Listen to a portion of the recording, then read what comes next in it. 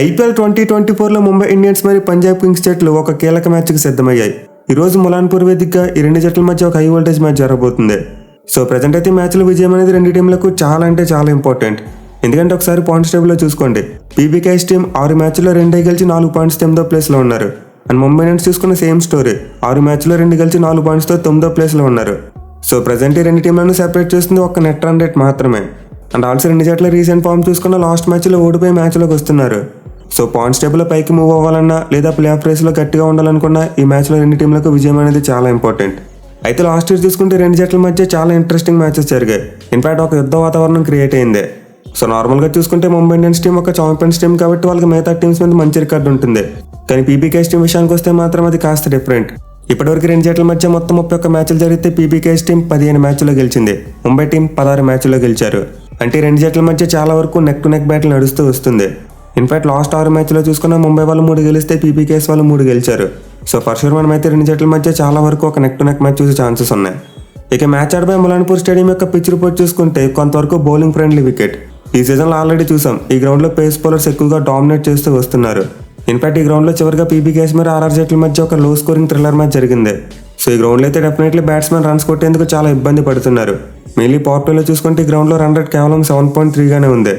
So definitely మరోసారి power ప్లేలో కొత్త బాల్తో బౌలింగ్ చేసినప్పుడు సీమ్ బౌలర్స్ చాలా ఎఫెక్టివ్గా ఉండబోతున్నారు. ఇక గ్రౌండ్ యొక్క స్టాట్స్ విషయానికి వస్తే ఇప్పటివరకు 3 ఐపీఎల్ మ్యాచెస్ మాత్రమే జరిగాయి. అంటే 3 మ్యాచ్ల్లో ఫస్ట్ బ్యాటింగ్ చేసిన టీం ఒకసారి గెలిస్తే చేస్ చేసిన టీమ్స్ 2 మ్యాచ్ల్లో గెలిచాయి.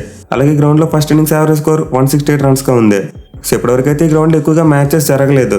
అయితే జరిగిన 3 మ్యాచెస్లో చూసుకుంటే మాత్రం పిచ్ డ్రాస్టికలీ స్లో అయిపోతుంది. ఫస్ట్ 2 మ్యాచ్లో కొంతవరకు హై స్కోరింగ్ గేమ్స్ చూసాం, బట్ ఆ తర్వాత లో స్కోర్స్ వచ్చాయి. మెయిన్లీ గ్రౌండ్లో డ్యూ ఫ్యాక్టర్ అనేది అంత ఎక్కువగా రావట్లేదు. దీనివల్ల లాస్ట్ మ్యాచ్లో ఆర్ఆర్ టీం చిన్న టార్గెట్ని కూడా చేసే విషయంలో చాలా స్ట్రగుల్ అయ్యింది.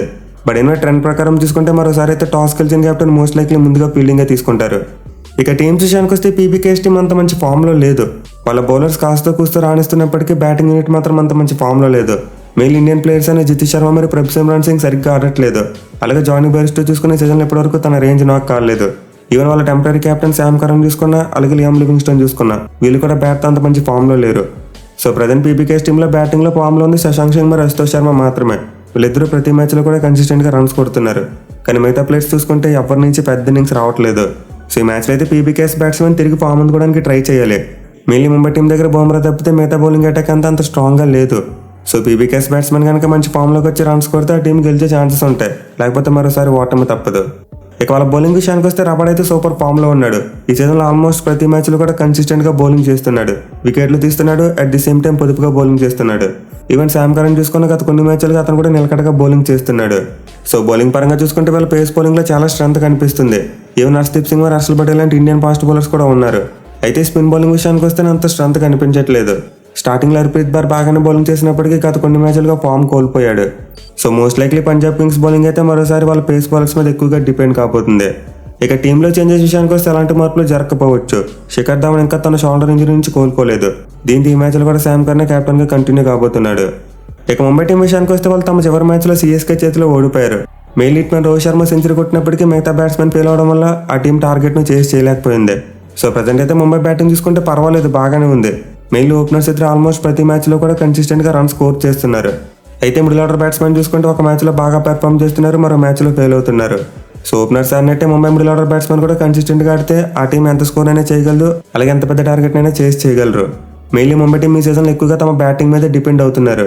ఎందుకంటే వాళ్ళ బౌలింగ్ అనుకున్నంత స్ట్రాంగ్గా లేదు. బుమ్రా ఒక్కడు మాత్రమే నిలకడగా బౌలింగ్ చేస్తున్నాడు, బట్ మిగతా బౌలర్స్ అందరూ కంటిన్యూస్గా రన్స్ ఇస్తున్నారు. బట్ ఈ మ్యాచ్లో ముంబై టీం పేస్ బౌలర్స్ గేమ్లోకి వచ్చే అవకాశాలు చాలా ఎక్కువగా ఉన్నాయి. ఎందుకంటే మ్యాచ్ ఆడబోయే పిచ్ పేస్ బౌలింగ్ ఎక్కువ అనుకూలిస్తుందని ముందే చెప్పుకున్నాం.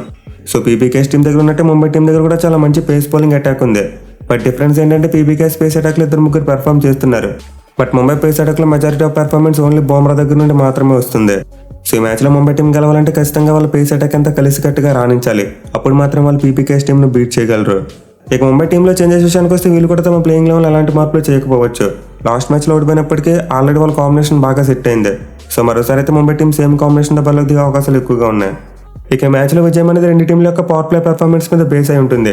ఈ టీం అయితే పవర్ ప్లేలో రన్స్ అవ్వకుండా మంచిగా స్కోర్ చేస్తారో వాళ్ళకి గెలిచే అవకాశాలు ఎక్కువగా ఉంటాయి. ఎందుకంటే పవర్ ప్లే ముగిసిన తర్వాత పిచ్ కొంతవరకు బ్యాటింగ్ ఫ్రెండ్లీగా మారుతుంది. మెయిన్లీ ఫస్ట్ 10 ఓవర్స్ జాగ్రత్తగా వికెట్స్ చేతిలో పెట్టుకుంటే నెక్స్ట్ 10 ఓవర్స్లో గట్టిగా కొట్టొచ్చు. సో ఈ విషయంలో బ్యాటింగ్ పరంగా చూసుకుంటే ముంబై బ్యాట్స్మెన్ మంచి ఫామ్లో ఉన్నారు కాబట్టి వాళ్ళకి మ్యాచ్లో గెలిచే ఛాన్సెస్ ఎక్కువగా ఉంటాయి. మెయిన్లీ సూర్యకుమార్ యాదవ్ లాంటి ప్లేయర్ లాస్ట్ ఇయర్ పీబీకేఎస్తో జరిగిన 2 మ్యాచ్లు కూడా 50s కొట్టాడు. సో అతను కనుక ఈ మ్యాచ్లో మరోసారి చెలరేగితే ఖచ్చితంగా ముంబై టీం ఈ మ్యాచ్లో గెలుస్తుంది. మరి మీరు ఈ మ్యాచ్లో ఏ టీం గెలుస్తుంది అనుకుంటున్నారు కింద కామెంట్ చేయండి. Thank you for watching. Have a nice day.